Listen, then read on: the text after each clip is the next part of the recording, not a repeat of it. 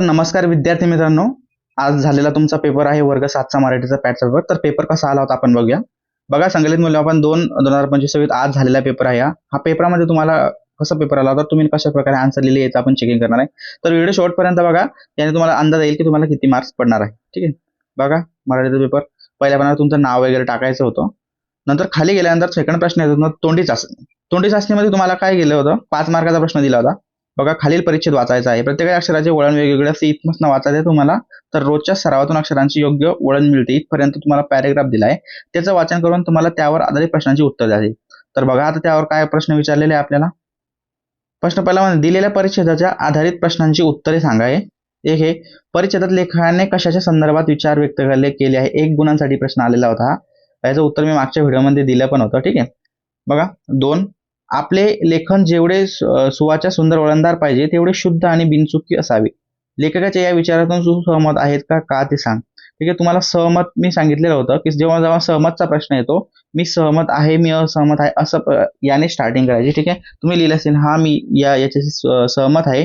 जेवढे सुव्याच्या सुंदर वळणदार पाहिजे तेवढे शुद्ध बिनचूक अक्षर असावे, कारण त्या अक्षरामुळे आपल्या विचारांची देवाणघेवाण होते, समजणाऱ्याला पण व्यवस्थित समजतं. अशा प्रकारे तुम्हाला आन्सर करायचं होतं. तुम्ही इथपर्यंत असाच जर प्रश्न सोडवला असेल तर तुम्हाला 5 पैकी 5 गुण मिळाले असेल. बघा आता प्रश्न क्रमांक आपण बघूया 2.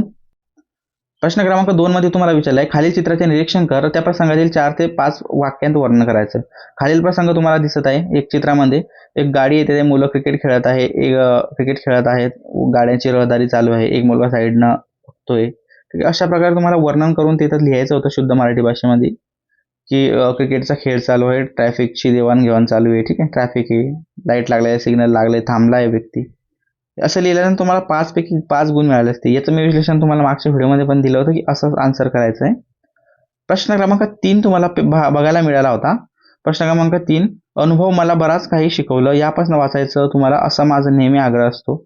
मग आय थिंक तुम्ही चांगलं वाचलेलं असेल आणि तुम्हाला चांगले चांगले मार्क मिळतील. बघा एक वेळेस बघून घ्या फक्त. खाली योग्य उत्तर असलेल्या पर्यायाभोवती गोल करायचे तुम्हाला. प्रश्न दिलाय गोरगरिबांसाठी निधी गोळा करण्यात आलेल्या बायका काय लपवून ठेवायच्या. पैसा, हिऱ्याच्या कुड्या, निधारपणा सोन्याच्या बांगड्या. तर हिऱ्याच्या कुड्या ह्या लपवून ठेवत असे. या प्रकारचं उत्तर तुम्हाला लिहायचं होतं. बघा त्याच पॅराग्राफवर एक नवीन प्रश्न आकृती पूर्ण करायची आहे. फाउंडेशनकडून मदत मिळवण्यासाठी लोकांनी केलेल्या युक्तीची कृती. पॅराग्राफ व्यवस्थित वाचला असेल, माझा व्हिडिओ बघितला असेल अगोदरचे, तर तुम्हाला मी इथं 4 कारणं दिले होते तुम्हाला मदत मिळण्याची कृतीची. तुम्ही ते लिहून घ्यायला पाहिजे होते. फाउंडेशनकडून कोणाला मदत मिळत असे. ठीक आहे, ते गरिबांना दुबळ्यांना मदत करत असते. ठीक आहे, हे पॅराग्राफमध्ये तुम्ही वाचल्यानंतर तुम्हाला व्यवस्थित ऑटोमॅटिक लक्षात येणार आहे. नवीन प्रश्न बघूया. बघा प्रश्न क्रमांक 4 विचारला आहे. खालील कवितेचे वाचन कर व त्यावर आधी प्रश्नांची उत्तर लिहायची. अनादान विरा जिथे झाल तुझ्या जीवनात स्तंभ तिने ना कोणी बांधला, पेटली ना दगदगत्या समाज जीवाला. ठीक आहे, ही प्रकारची कविता तुम्हाला इथं विचारली. कविता एक वेळेस वाचून घ्या, वाचून घेतली असेल तुम्ही ना. आणि कवितेचे उत्तर तुम्ही कसे लिहिले आहे ते बघू. कवितेचे केलेले वर्णन केलेले आहे ते लिहा. कोणाचे वर्णन केले, जर तुम्ही लिहिलं असेल तर एका वाक्यामध्ये उत्तर लिहायला पाहिजे होतं तुम्ही. जवळ यावेळेस तर संसारणी उठण्या, जशी काव्यपंक्तीतील संसार या शब्दाचे 2 अर्थ दिलेले आहे मी तुम्हाला उत्तरामध्ये बी. हे 2 अर्थ लिहिले असेल तर 2 पैकी 2 गुण तुम्हाला सहजरित्या मिळून जातील. प्रश्न क्रमांक ई बघा. संध्याकाळ झाल्यानंतर आकाशातील रंग आणि प्रकाशाच्या रेषा कोणत्या आवाजाशिवाय नाहीसा होतात, त्याप्रमाणे सैनिक सीमेवर लढत असताना मरण्याची भीती न बाळगता कोणतीही अपेक्षा न करता शांतपणे मृत्यूला सामोरे जातात. या अर्थाची कवितेत ओळ शोधून लिहायची तुम्हाला. 2 मार्कासाठी प्रश्न होता. आता बघा प्रश्न क्रमांक 5. पाय असावे जमिनीवरती, कवेत कंबर घेता, हसू असावे ओठावरती, काळजी करून देता, संकट ही ठासूनी सांगावे, ये आत्ता वेत तर, नजर रोखुनी नजरेमध्ये आयुष्याला द्यावे उत्तर. या प्रकारची कविता आहे. त्यामध्ये तुम्हाला कवितेवर आधारित काही प्रश्न विचारले आहेत. त्याला पद्य विभागाचे प्रश्न म्हणतात. अंबर या शब्दाचा अर्थ समानार्थी शब्द लिहा. विद्यार्थी मित्रांनो, मी तुम्हाला काल कविता दिला होती, त्याचे उत्तरही दिले. तुम्ही पाठ करलं असेल तर ठीक. इफ कोणी जर त्या कवितेचा अर्थ तुम्हाला पाठ करावा लागतो कवितेचा, म्हणजे तुम्हाला प्रश्नांची उत्तरे सहजरित्या देता येतील. मला कमेंट करून सांगा कोणाकोणाचा पेपर चांगला गेला आहे. अंबर या शब्दाचा समानार्थी शब्द विचारला होता तुम्हाला, तर आकाश होता. जमीन या शब्दासाठी कवितेत आलेला विरुद्धार्थी शब्द लिहायचा होता. प्रश्न क्रमांक 3. वरील काव्यपंक्तीतील यमक जुळणारी कोणती एक जोडी लिहायची, ती यमक जुळणारी घेताना, देताना, बेहत्तर उत्तर. ठीक आहे. तर प्रश्न क्रमांक 6 काय दिलंय.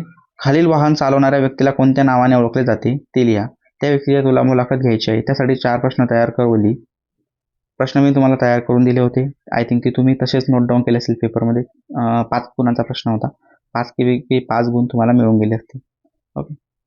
प्रश्न क्रमांक 7.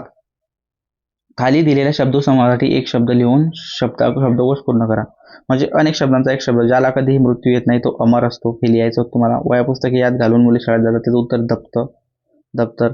उभे शब्द, ज्याला मर्यादा नाही तो अमर्यादित. समुद्राला या नावाने ओळखले जाते. हे तुम्हाला सगळ्या गोष्टी लिहायच्या होत्या, मी मागे पण सांगितलेलं होतं. आता बघा प्रश्न क्रमांक आपण 8 बघूया. खालील प्रसंगाबद्दल तू काय करशील. आता हा सोमाताचा प्रश्न आहे की तू काय करू शकतो. एका लग्न समारंभात खूप अन्न वाया जात आहे, तर यासाठी तू काय करणार आहे की मी अन्नाची विल्हेवाट लावेल. अगोदर तुम्ही अलर्ट असाल की किती लोकांचा स्वयंपाक आहे. इफ काही अन्न उरलं तर गोरगरिबांना द्यायचं, म्हणजे ते जेणेकरून ते अन्न वाया जाणार नाही. अशा चांगल्या प्रकारचे 2-3 ओळीमध्ये तुम्हाला विचार प्रकट करायचे होते. तुमच्या गावात इमारत बांधण्यासाठी काही लोक झाडे तोडत आहेत, तर तू काय करशील.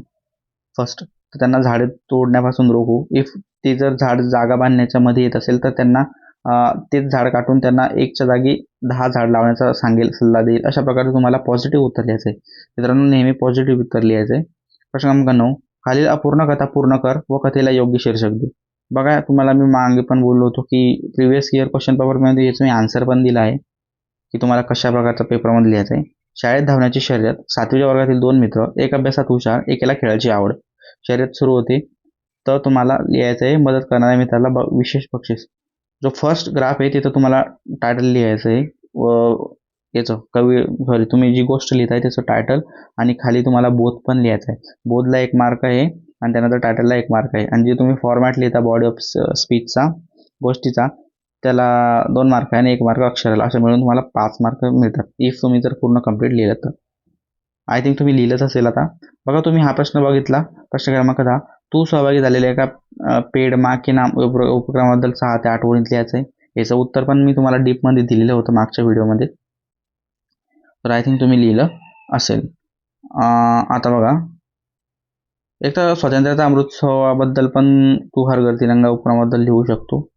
हा त्याचाच प्रश्न आहे. त्याला ऑरमध्ये प्रश्न दिला आहे. ऑरमध्ये प्रश्न लिहायचा नाही, फक्त एकच लिहायचा. इफ नंतर पेपर झाल्यानंतर टाईम असला तर लिहा. खालील शब्दांना प्रमाण भाषेत कोणता शब्द वापरतात ते लिहा. मले, न्याहारी, येतार. कंसात दिलेल्या म्हणीचा उपयोग खाली दिलेल्या संवादात योग्य ठिकाणी कर. नाचता येईना अंग वाकडे. हा संवाद दिलाय तुम्हाला. यामध्ये जितक्या पण म्हणी दिल्या आहे, नाचता येईना अंगण वाकडे, प्रयत्न वाळूचे कंदगड तेलीगडे, एकीचे बळ मिळते फळं, हे तुम्हाला इथं मॅच करायचं होतं. आय थिंक तुम्ही केलं असेल, मी तुम्हाला अगोदरच्या व्हिडिओत करून दिलं असेल, तर केलं असेल तर इथं पण तुम्हाला 3 पैकी 3 मार्क मिळण्यास मदत होणार आहे. बघा, आता लास्टचा आपला प्रश्न येतोय. खालील प्रश्नाची उत्तरे द्या. उभयनिय अव्ययाचा वापर करून एक वाक्य लिहायचं आहे. हा ग्रॅमॅटिकल पार्टचे सगळे प्रश्न होणार आहे. खालील शब्दाच्या प्रकारानुसार वर्गीकरण करून लिहायचं आहे तुम्हाला, आणि काही याच्यामध्ये सामान्य रूप ओळखायचे. बघा, अशाच प्रकारचा पेपर तुम्हाला आला होता. मी सांगितलं तसा लिहिला असेल तर तुम्हाला पैकीच्या पैकी मार्क मिळण्याचा खूप मदत होणार आहे विद्यार्थी मित्रांनो. ठीक आहे, तर बस ठीक आहे, थांबूया इथे. भेटूया आपण आता गणितच्या सिरीजमध्ये. गणित सगळे जेवढे पण पेपर आहेत तेवढे आपल्या इथं मध्ये अपलोड होणार आहेत. तर चला, आजच्या व्हिडिओ चला, बाय बाय, टेक केअर. भेटूया नेक्स्ट व्हिडिओमध्ये.